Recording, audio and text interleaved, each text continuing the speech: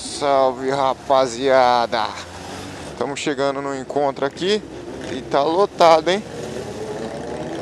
Então, os caras já indo embora. Acordei tarde pra caramba. Acordeira 10 e lá vai pedrada.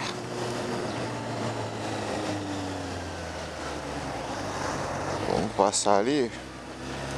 Vamos filmar lá as motocas. Esse vídeo vai ficar curtinho, só pra ver as motos mesmo. Só pra vocês darem uma ligada no que tem de moto ali. Hoje tá melhor do que semana passada, hein?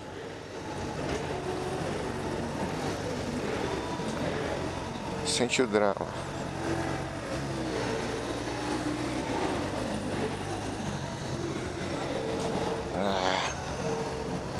Olha, tem GSR ali também.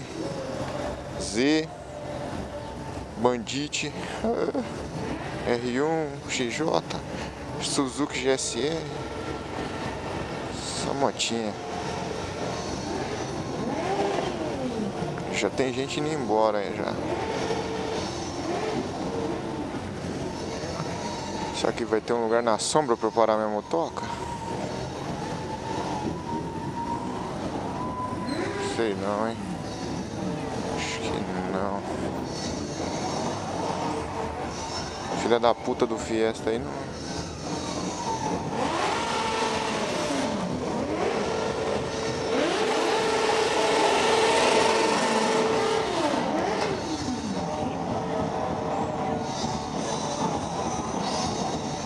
O negócio tá bom.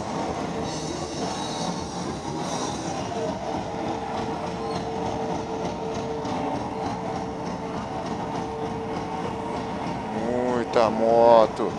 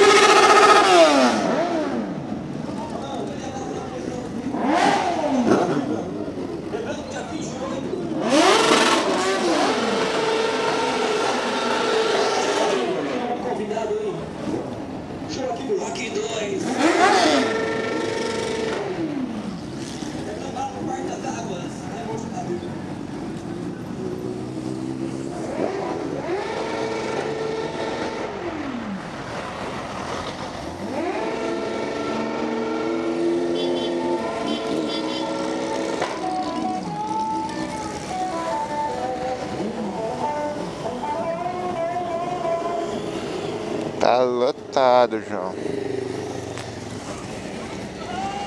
Rapaziada, no 15, os caras ficou dormindo aí, ó. Perdeu, hein? Hoje tá da hora. Isso aí, galera. Já sortearam o combustível já? Não participei, né? Porque não sabia como é que funcionava. 1000 litros de combustível, eu fiquei fora até do sorteio. Mas tá bom. Vou fechar o vídeo aqui, depois a gente faz mais. É isso aí, galera. Valeu.